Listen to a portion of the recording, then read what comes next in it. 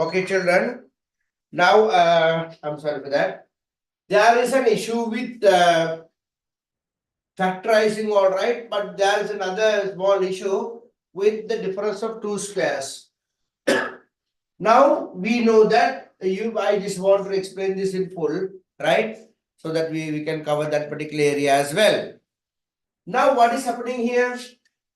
Usually, an expression is in this form: ax square plus bx plus c, where a, b, and c are numbers. Here you do not see an x term. Therefore, what do? I introduce an x term, remember. I introduce an x term. Here I do not have a single x term. I have the x square term, I have minus 1, but this term is not there. So what is our initiative? What should we understand? We should understand that this is plus 1. We multiply the first term and the last term, right? You should find two numbers that multiply to form plus 1x squared into minus 1. Minus 1x squared, yeah? So when minus 1x squared is there, we should find two numbers that multiply to form minus 1x squared that adds up to become 0. Therefore, what is it? Minus 1x into plus 1x. Minus 1x squared minus 1x plus 1x is what? 0x. They are in. X squared plus 1x minus 1x minus 1. The two numbers. Therefore, we take x out as the common term. Children, this is the theory behind difference of two squares. Please remember, right? You just don't write as such. No, yeah, this is what you should do in the exam. All right. But what you should do, what you should know is that the theory behind it. Here, I take minus 1 as the common term out. Therein, what do I get? Minus and by minus plus, minus and therein. The two factors that I get are as such. If the numbers get complex and if you still can't get the answer, please understand that the difference of two squares is not just merely taking these two square terms and getting the answer. This is the full whole extent of working. What is it? X square plus 0x minus 1. Right? So there is no 0x here, but I have introduced so that there are three terms for this expression, quadratic expression, so that I can do the work as normal factorizing and get the answers correct. So 1 over x minus 1 times r. Let's look at this.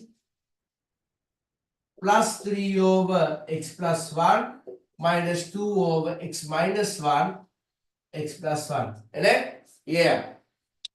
What is LCM? LCM is pretty easy. We have x minus 1, x plus 1, yeah, and x minus 1, x plus 1, both together. So basically we know that since there are two terms, the LCM is what? I have explained this today many a times. So it's x minus 1 times x plus 1. What do we get now? 1 over x minus 1 times x minus 1, x plus 1, 3 over x plus 1 times x minus 1, x plus 1, yeah. Next what we have? Minus 2 over x minus 1, x plus 1 times x minus 1, x plus 1 divided by x minus 1, x plus 1. Now the simplification process can begin. Cancel, cancel, cancel, cancel, cancel, cancel, cancel. Yeah. X plus 1 times 3 times x minus 1 minus 2. So what do we have? X plus 1 plus 3x minus 3 minus 2. As we have already studied on previous instances as well, what is it? We write the right terms together.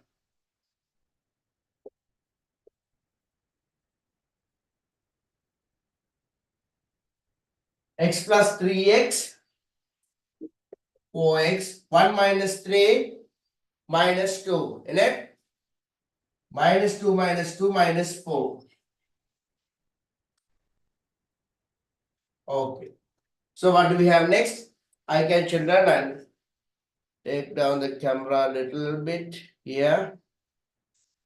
Here 4 times x minus 1. I have factorized this of x minus 1, x plus 1, which is 4 over x plus 1.